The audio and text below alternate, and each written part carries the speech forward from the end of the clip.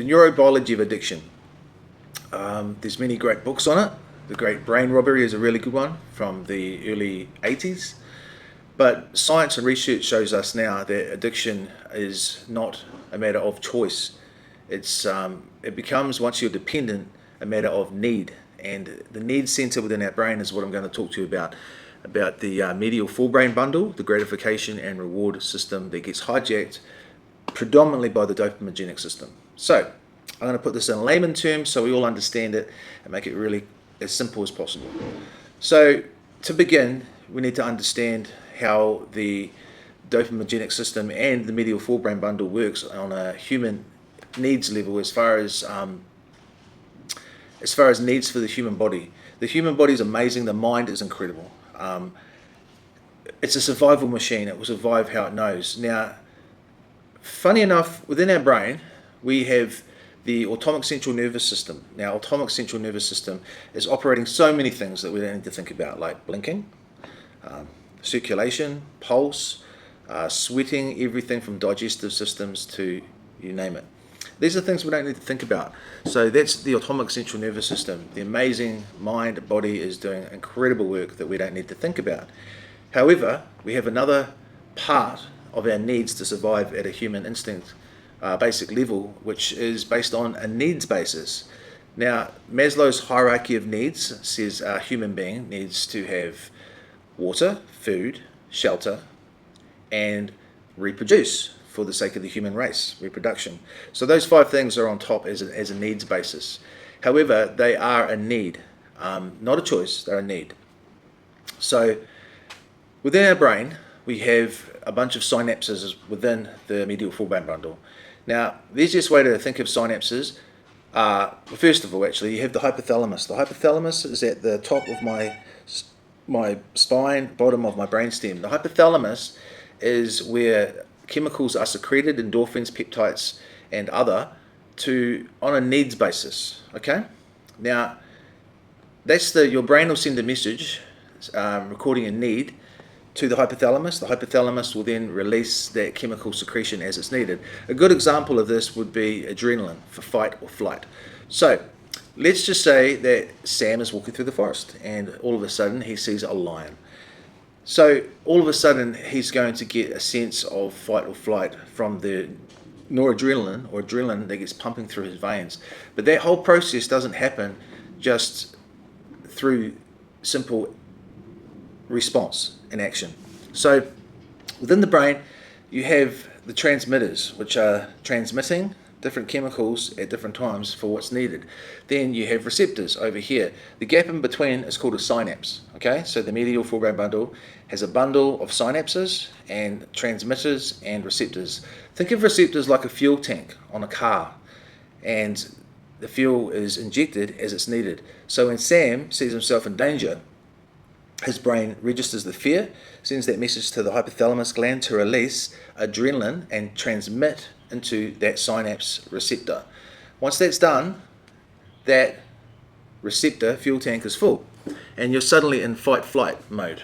Now, there's many transmitters and receptors within our mind, medial forebrain bundle, and other that regulate well-being.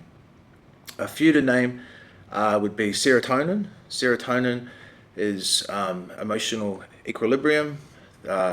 Cortisone, when you're stressed out, you produce cortisone. GABA-ametric bitric acids, along with many different functions.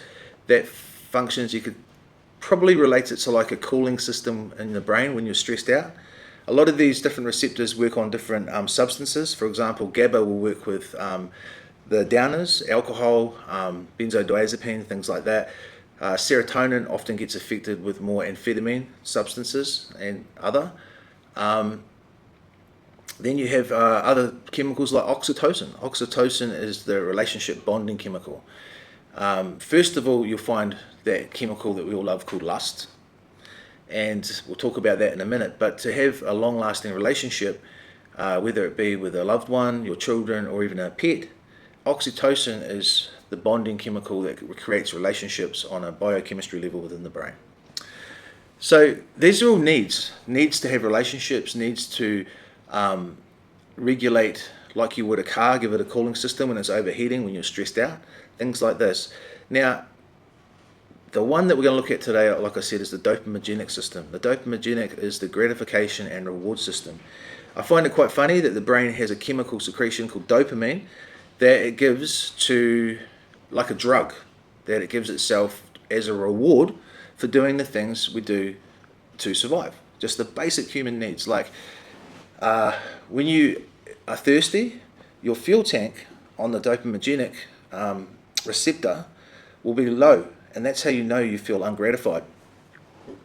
So your brain will register that ungratification from the thirst that's happening at that time. Once you drink water, as a reward, the message gets sent to your hypothalamus, yum, and it releases a drug called dopamine into that fuel tank, which is then full and you feel gratified. So just the basic human act of drinking a glass of water, there's a chemical secretion within your brain released from the hypothalamus into a synapse and dopamine where you feel gratified. And that happens on every level. Pain. There's a horrible disease some people have where they don't feel pain because they don't have the chemical secretion of stimuli P, which is pain. Pain is a chemical secretion. And we need pain to survive. Otherwise, you place your hand on an element, you wouldn't know about it, and your hand would be cooked. So, really basic needs to survive. Fight, flight, nor adrenaline. Obviously, adrenaline is a basic need. Now, a good thing to explain here would be on the receptor, you have what's called reuptake inhibitors. Reuptake inhibitors you can think of as like valves that will open up to gather the secretion that's needed of that chemical, and then they'll close when they've had enough and the fuel tank is full, and the rest will be secreted down the side of the synapse. Example being, if you got too much adrenaline, your heart would probably explode and you'd have a heart attack. So the reuptake, it'll close, take what it needs, and the reuptake inhibitors inhibit or uptake whatever's needed. So they regulate how much comes in, how much comes out. So in everyday life, not only do we have the central nervous system, autonomic central nervous system, looking after all of our body functions that we take for granted, we also have a reward system along with other secretions of the brain based on the needs that are in the medial forebrain bundle. So it's an amazing survival machine that we don't even consciously need to think about. Subconsciously, all this stuff's happening. So that's a normal functioning human being in everyday life. As they feel ungratified, they will eat food, they will get a reward of dopamine, gratification and reward. Yum, that feels good because I was hungry, I had some food, I'm not hungry any longer. One important factor to realize is that where my fingers meet, genetically, even though my brother and I have the same mother and father, we have different genetic makeup within our brains. So genetically, my great-great-granddad could have suffered depression, whereas let's say I have picked up part of his gene, predisposition. So what that might mean is my brain just produces less serotonin, which is the equilibrium. And it doesn't mean I'm going to suffer from depression, but it may mean I'm more susceptible to suffering from depression. The same goes for many other mental health disorders, predisposed to genetic dispositions through the family gene. Okay, so in everyday life, let's say my friend Sam, who we just mentioned before, he is born with a predisposition within the dopaminergic system. Now, I didn't like what I looked up when I was researching, but research says today that everyone that reaches dependence for substances seems to have a predisposition within the dopaminergic system. That's like saying everyone who suffers depression may have a predisposition within the serotonin receptor, just meaning they produce less. I looked up a lot of research around this, and I thought that can't be totally right, and it's well proven that that is the case generally, and it doesn't mean people are dysfunctional in any form, it just means that they have slightly different needs. However, if someone is at school, say Emma's at school, and she has a predisposition within the serotonin receptor, whereas she's producing less serotonin, She's not consciously aware of any of that, but some days she might feel a bit down and a bit more unstable than the other children. And because of that, it's quite likely that at days she'll be thinking sometimes, oh, why do I not feel as good as Sally over there? Why am I different? Questions like that start popping up because of certain predispositions people have. The dopaminergic system. Now, dopamine in itself is what you call the feel-good substance. It's the feel-good. Any feel-good you have in life, when you look at a sunset, it looks beautiful. That means your brain has registered the beauty, and dopamine has come from the hypothalamus into that receptor, and you feel gratified. When you hold your children, loved ones, you have an exhilarating experience. All of those are feel-goods. Any feel-good you have is dopamine. Okay? Now, on a human level, if that process didn't happen, would you have sex if it didn't feel good? Probably not. It'd be a chore. So, when we have the act of sex, dopamine is getting pumped there. Dopamine also feeds the lust. As I said before, oxytocin is the bonding chemical. Dopamine is the feel-good. It goes for the short feel-good feelings that we need to survive. It's the reward for doing the basic things in life, like drinking water, eating food, having sex so we can reproduce as a human race. The basic needs are being fed by the dopaminergic system. It's a necessary factor to happen.